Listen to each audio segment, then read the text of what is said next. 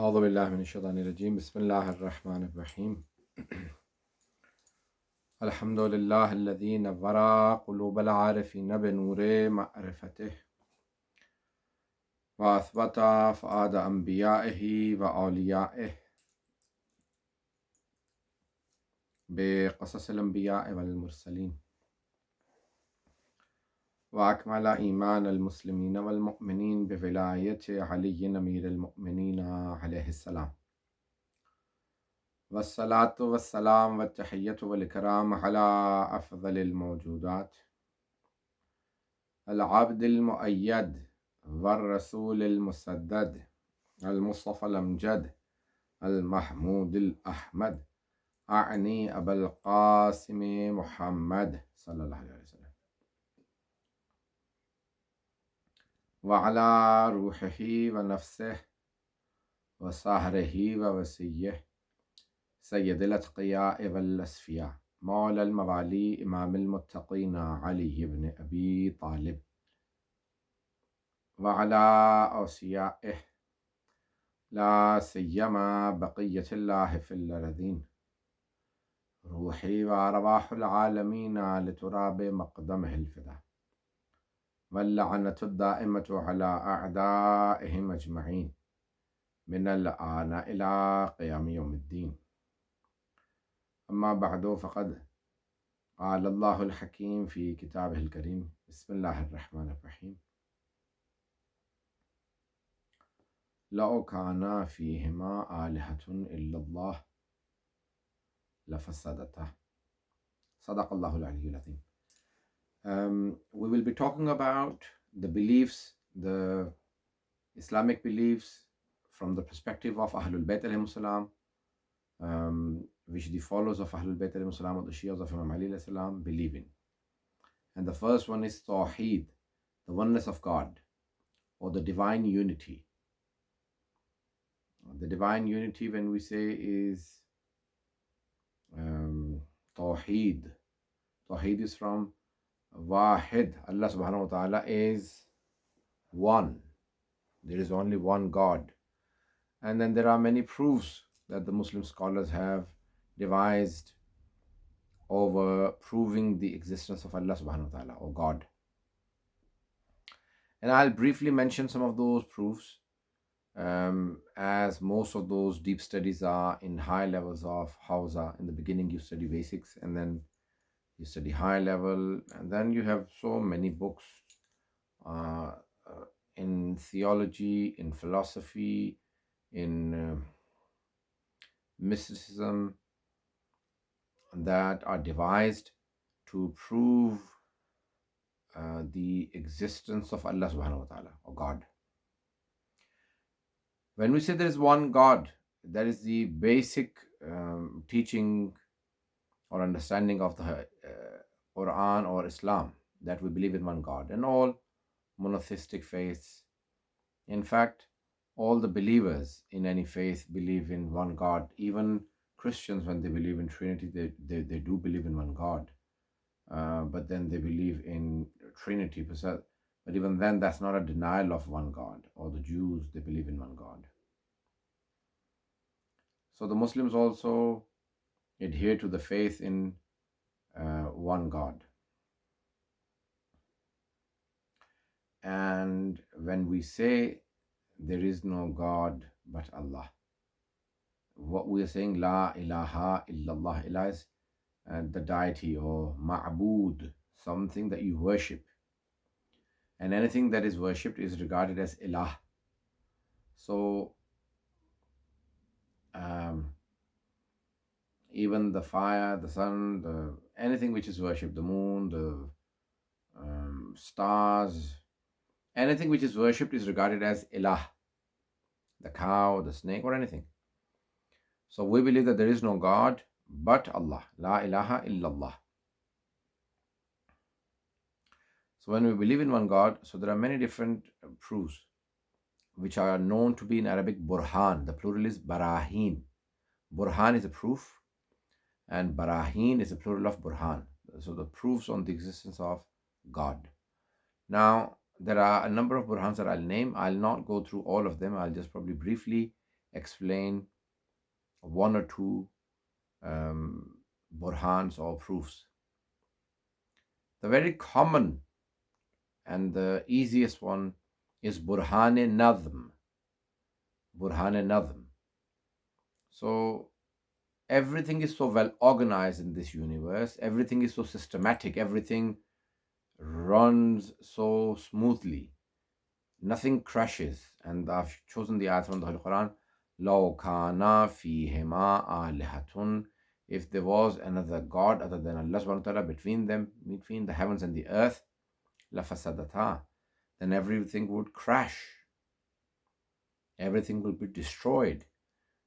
This nazm, this the whole universe being so systematic and so organized, is a proof that it is from one.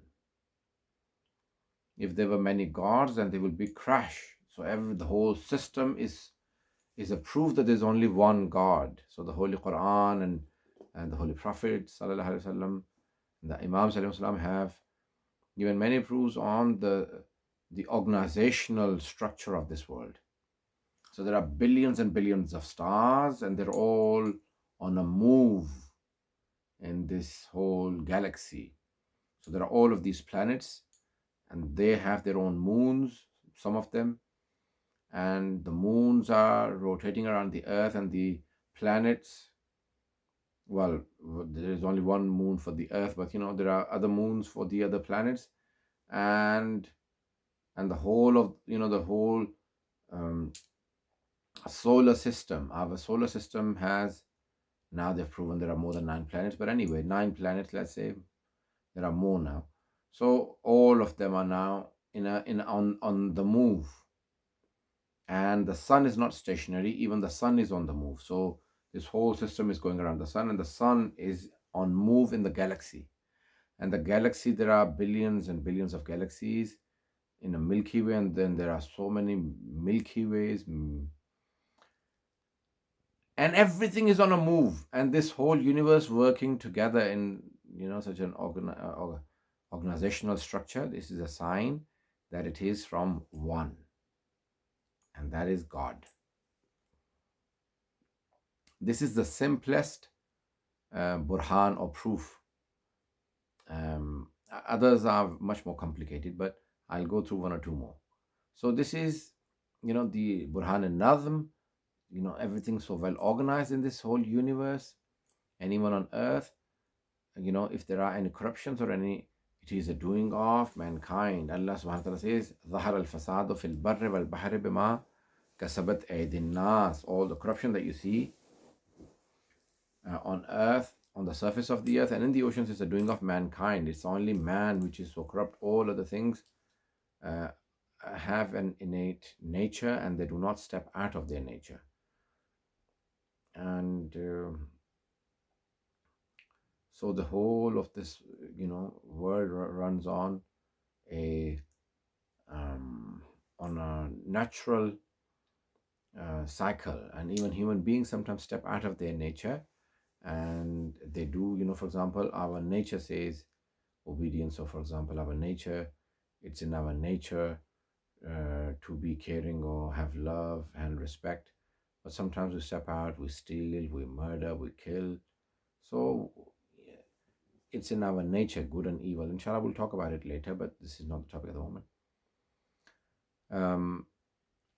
So Allah subhanahu wa ta'ala has given us this power to understand. And Imam al-Islam says in Nahj al-Balagha to his son, Hazrat Muhammad Hanafiya, in the will, he says, "O my beloved son, if there was another God other than Allah subhanahu wa ta'ala, لَأَتَتْكَ رُسُلَهُ, then his messengers would have also come to you." So if there were other gods, and they, just like Allah subhanahu wa ta'ala sending his messengers, have you noticed that all of these messengers from Adam to Muhammad came one after the other? And no one said there are 2 gods or 3 gods or 5 gods or 4 gods or whatever. They all said La ilaha illallah. The Jews, Christians, and all monotheistic, even Zoroastrians and other faiths who believe in prophethood, they believe that all the prophets said there is only one God. They all said that there is only one God. And amongst the proofs on uh, uh, existence of a God or the God is the coming of all of these messengers. And they all said La ilaha illallah. People burned them. People did not accuse them of corruption, that they were corrupt. People said, well, they were lying, that there was no God, and they kept telling us there was God. So that's why the people killed them. But anyway, people have sometimes corrupted their messages and have lost the teachings. And sometimes many scholars believe that even Hindus or Buddhists, they have changed the teachings of those messengers and believe them to be God, just like many Jews, Christians have changed the teachings, but even Muslims have changed the teachings. So therefore, they have lost the essence of the teachings of those messengers and started believing in them to be gods. So they were messengers from God, and the people started saying, okay, they were gods. So they were leading them to one. And even Hindus, sometimes when you speak to them, they believe that no, Ishwar is one. So sometimes they say Upar wala to ek hai. The God above us there is only one. But then you can see that one God into anything. So these are not gods, the cow or the elephant or the monkey, Hanuman or Ganpati. I don't even know the names of all, like. So they believe that these are all manifestations of God. They're not gods. You see the God in them. You see the God in a cow. You see the God in a snake or something like that. So they are not real gods. They're only manifestations of God. And so we believe that God does not have a manifestation. His Zat has no manifestation. He only his attributes may have, like his ilm, his knowledge. Um, so people may represent his knowledge, his power, his anyway. So nevertheless, so there are all of these prophets, one after the other, who came and said there's only one God. Even if a child came to you from outside and said, let's say, I don't know, there is fire, you will not probably pay attention.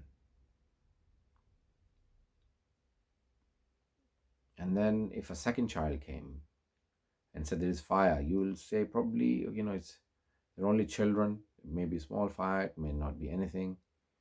If a third child came and said there is fire outside, a fourth, fifth, there'll come a time after 5 children, you'll say, let's go and see. After 10, let's go and see, something's going on.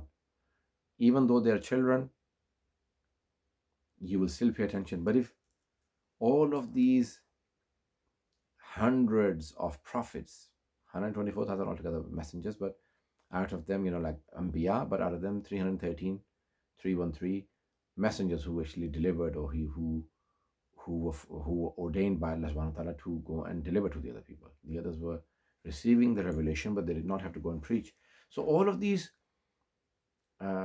messengers came, and hundreds of them, and they all kept saying one thing: La ilaha illallah. There is no God but Allah.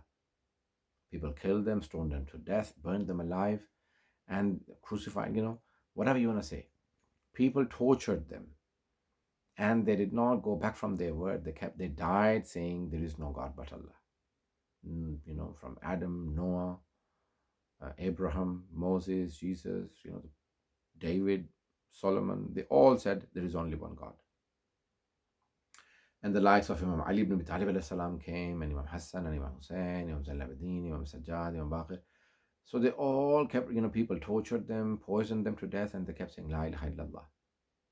So there is only one God.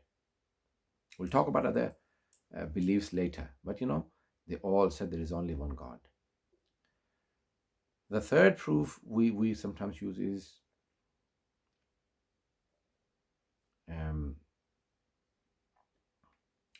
the fact that Burhan Fitrat, as it is called, the proof of nature. These days in America, there is a research that says there is a God gene in every person. There is a gene that takes you to a God. You want to believe in a God. This is what they call it. Now, does it prove the God or just a God? It takes you to a God, and then you have to find out if it is the true God, or you just believe in a God then. Now, there are many scholars who believe that you can actually get to the God, the likes of Allah Mahilli, Rahmatullah alayhi, and Hassan ibn Yusuf ibn Mutahar al-Hilli, very big scholar, Allah Mahilli. He is buried in Najaf, in the Haram of Imam Ali Islam. So he believed that if you can get to the God, to Allah subhanahu wa ta'ala. For example, uh, they say that it's in our nature, you want to know if there is an unseen world, if there is another world, if there are unseen beings out there. Then you want to know, can we really form a connection with them? If we can, how? Through a medium, through who? Through messengers, or so all of these curiosities in us from early childhood. So from childhood, where Allah subhanahu wa ta'ala says, فَأَقِمْ وَجْهَكَ لِلدِّينِ حَنِيفًا فِطْرَةَ اللَّهِ الَّتِي فَطَرَ النَّاسَ عَلَيْهَا لَا تَبْدِيلَ لِخَلْقِ اللَّهِ ذَلِكَ الدِّينُ الْقَيِّمُ وَلَكِنَّ أَكْثَرَ النَّاسِ لَا يَعْلَمُونَ.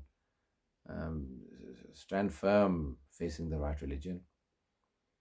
فِطْرَةَ اللَّهِ الَّتِي فَطَرَ النَّاسَ عَلَيْهَا, the nature of Allah upon which He has created all creation. فِطْرَةَ اللَّهِ الَّتِي فَطَرَ النَّاسَ عَلَيْهَا, all the people. He's created all the people on the nature. لا تبديل لخلق الله. You will not find any change in Allah's creation. ولكن أكثر الناس لا يعلمون. But majority of the people do not know. So people deny because of the social pressures, through different practices, through culture. You leave your nature, but you're born with this whole belief from early age. You until and unless someone misguides you, you have this whole concept of belief in one God. And there is this whole concept amongst ulama that, do we need strong bridges to believe in God? So you could have moving bridges, that example I've given before, that you could have a very wooden bridge hanging onto ropes, simple bridge that takes you to God. So you don't need metal bridges made of concrete. But why do we make them? Because when the man just needed to cross a bridge by itself, cross a river, so just made simple bridge hanging on ropes, wooden, and you will just cross and get to your destination. But then they started having animals to cross over, then cars and tanks and whatever, buses to cross um, the rivers. Then they needed stronger bridges. Therefore, you don't need very strong proofs on the existence of God, but because there are so many people writing against God and creating doubts against God, and then there are so many temptations, and through programs, and that you don't believe in God, and there are anti-God things, that you actually now need to write bigger books and go into proofs on the existence of God deeper. So this whole concept of nature, so in our nature we have the concept of a God, not the God. So, but sometimes, even if a person was born in a jungle, if they thought, some scholars believe, that if they started thinking, you would negate everything and get to God. For example, you looked in this whole universe. Can this whole world come into being by itself through a big bang, or I don't know? Even if they were saying, can it, just happen by itself? People have gone so deep into this on both ends, writing so many books. One saying yes, the other saying no. So many scientists are muwahid, um, even Newton and even Einstein, so they believed in God. And so this, many have said, can this whole universe come into being by itself? No. So there must be a creator. Can the creator die or not have eternal life? No. The creator must be eternal, otherwise this whole universe will not exist forever. So he must be al-hayy, ever living, eternal. Can this creator be powerless? Can he lose power? No, the whole universe needs a powerful God for it to remain and to exist. So the creator must be omnipotent or all powerful, qadir. So hayy, qadir, what else? So Can this universe uh, have been created by a creator who doesn't have much knowledge? No, he must have all the knowledge. So he must be Alim, omniscient, all knowing. Alim, his knowledge, Alim or Alim, his knowledge doesn't decline. He's all knowing. So, like that, you would slowly prove all the attributes of Allah subhanahu wa ta'ala, or the major attributes of Allah subhanahu wa ta'ala, and believe in one God. And those major attributes, some have said eight, but for example, Qadim, eternal, Qadir, omnipotent, Alim, omniscient, Mudrik, the one who perceives everything, um, uh, Sami, who hears everything, Basir, who sees everything, Sadiq, so the positive attributes. But the scholars, many philosophers say that all you need to study is only three attributes. And the three most important attributes are Hayat of Allah subhanahu wa ta'ala, the life, He's eternal. He never, He has no beginning and no end. So He is Qadim, meaning He has no beginning. He's Azali and Abadi. He's eternal. Or Sarmadi. He's eternal. So He has no beginning and no end. So He is ever living. Al Hayy. Second is omniscient. He is all knowing. Alim. Alim. Alim. And then Qadir. He is omnipotent. He is omnipotent or all powerful. So these three attributes, all other attributes will return to these three. So these three attributes are very important, that the scholars say. I'm not going too deep into any of these, but these three attributes, and even each one of these the scholars will go into theology, the theologians will go so deep into them, and then philosophers, and they give so many proofs, and these are not just studied in one lecture. Each one of these will be studied in lectures, many, many lectures. So Qadir, Allah is all powerful. All powerful means He's not compelled to do something. Compulsion is a sign of, majboor. He's not majboor. Therefore, He is all powerful. Majboor, for example, compulsion. You cannot imagine fire without heat. Whenever there is fire, there will be heat. So there is compulsion between fire and heat. Whenever there is fire, there will be heat. That's not how Allah is. He didn't have to create us. It's not that it happened. Big Bang, things happened and He had no control over it. No, He decided. It was His irada. It was the divine intent that He decided that He wants to create, and He created this whole universe. It wasn't any compulsion. So He is Fa'il Mukhtar. He's a doer with free will. So He decided and He did. And He created, so He does everything of free will. So therefore He's Qadir. He's all powerful. Anyway, I can't go too deep into these, otherwise I'll be confusing you. These are all to be studied very much in depth. They are hours and hours of studies. So, and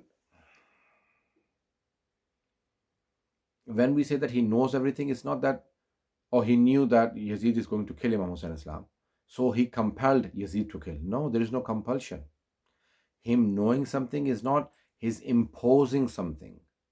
So when he says that He informed His messenger, the Holy Prophet ﷺ, that Yazid is going to kill Imam Hussein, for example, if a teacher says that this child is going to fail in the class, not because I'm going to make him fail and I'm going to not let him pass, but because I can tell he doesn't do any homework, it's only just an example for you to understand. Otherwise, you cannot imply any of these examples onto God. So, so God knew through His knowledge, His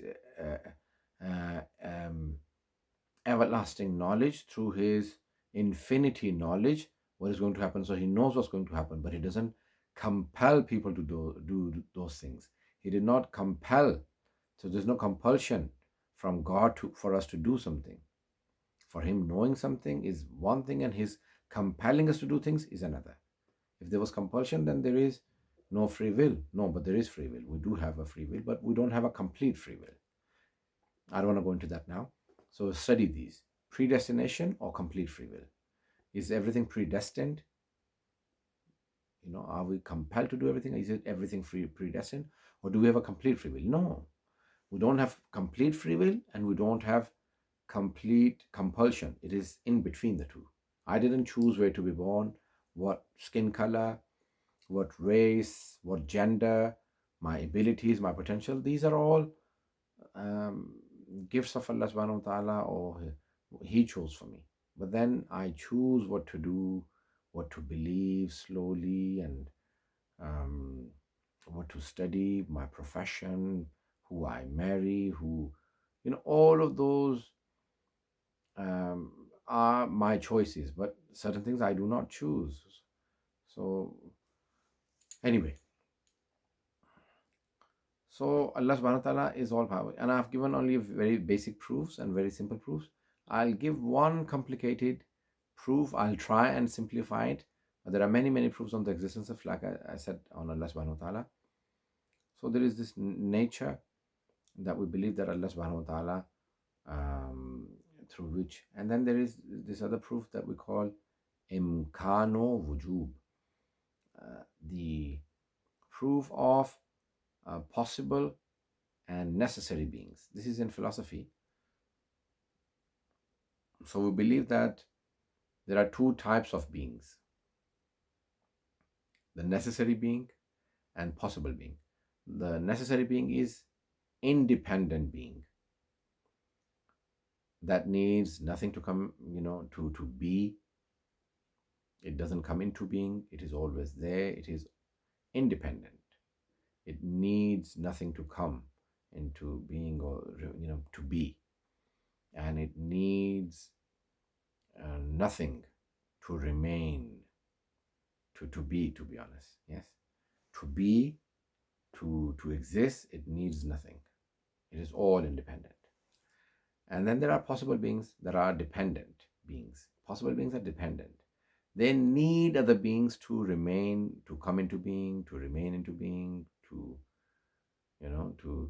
and their existence or non-existence makes no difference to this universe. So this universe may remain or may not. Anyway, so those are possible beings. Now, and they are dependent. Now, there are different levels of those possible beings. But anyway, I don't want to go too much into that. I'm trying to oversimplify it. Anyway, now, there are only three possibilities. Either everything is a necessary being.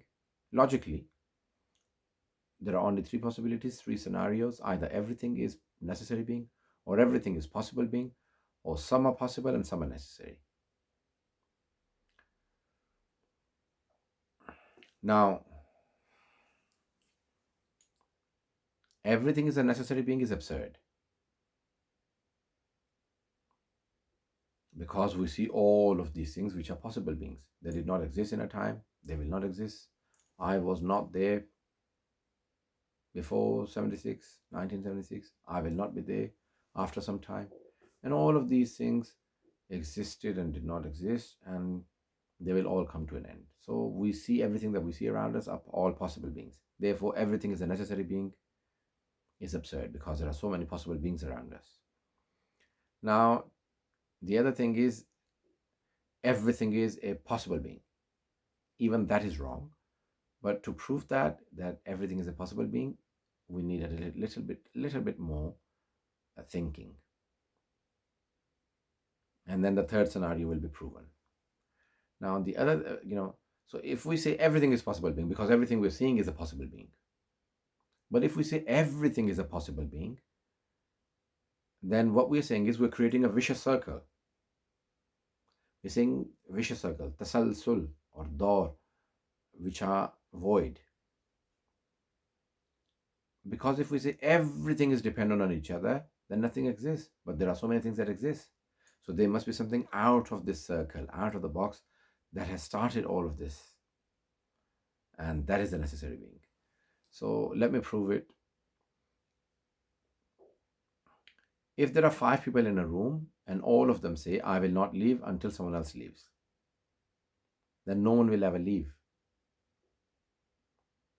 Five people. A says, I will not leave until someone else leaves. B says, I will not leave until someone else leaves. C says, I will not leave until someone else. D and E likewise. We will not leave until someone else leaves. No one will ever leave because someone has to start. Someone has to. So if everything is dependent on each other, we're saying A is dependent on B, B is on C, C is on D, D is on E, and then E is dependent on A, then everything is just dependent on each other. Then nothing exists. How did this come into being? Because of A. Then C. You will keep going back to billions of things until you say, okay, who? So we believe that everything being a possible being is not possible, because then everything is dependent. And if everything is dependent, then nothing exists, because they're all dependent on each other. So there has to be something independent out of that circle that started everything off. And that is necessary being. So therefore, we believe now that yes, most of the things or everything that we see are possible being, but there is at least a necessary being that started everything off. And we believe that that necessary being has to have some qualities. It has to be eternal to be a necessary being. Eternal means al-hayy. It has to have knowledge of everything to create or start everything off. And that is alim. He is omniscient. It has to be all powerful, omnipotent, to create everything. Such a complicated word. So therefore it is qadir, and those attributes go back to Allah subhanahu wa ta'ala, that He is high, eternal, alim, omniscient, qadir, omnipotent. And those qualities apply to Allah subhanahu wa ta'ala. The necessary being is God, not matter, because some people may say, okay, that necessary being, yes, we accept, is matter. Matter does not have hikmah, wisdom, so someone who created all of those has to have wisdom, and that is God. So anyway, I tried to simplify it as much as I could. You need to study deeply. These are months and months of studies that you need to probably, this is only a beginning. So you can now, inshallah, go deeper into these in your own time. And inshallah, tomorrow we will talk about the divine justice. We only talked about Tawheed, or the divine unity or oneness of God, whatever you want to call it. I tried to oversimplify it as much as I could, because I know there are many children listening.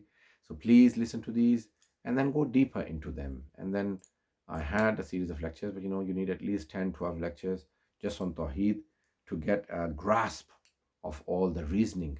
And if you want to go deeper, then study Man and Universe by Shaykh Musa Mutahari. There are many other scholars. Theological Instructions by Muhammad Taqi Misbahi Yazdi, or Allah by Yasin T. Al-Jaburi, and many good writers on Tawheed. Thank you very much. And Sayyid Mustafa Musawilari's 4-volume series, very simple, very simple. This is the simplest one out there. So first one is on Tawheed and Adl, second on Nabuwwat, third one Imamat, fourth one on Qiyamah, or the Day of Return.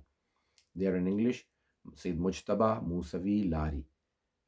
So his 4-volume set is very good. And you can find many of these free on alislam.org, al-islam.org.